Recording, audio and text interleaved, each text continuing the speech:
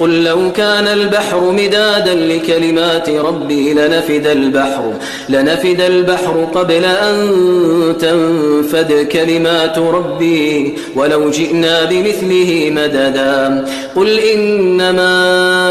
أنا بشر مثلكم يوحى إلي أنما إلهكم إله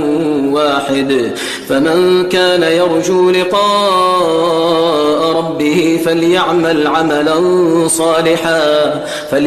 عملا صالحا ولا يشرك بعبادة ربه أحدا.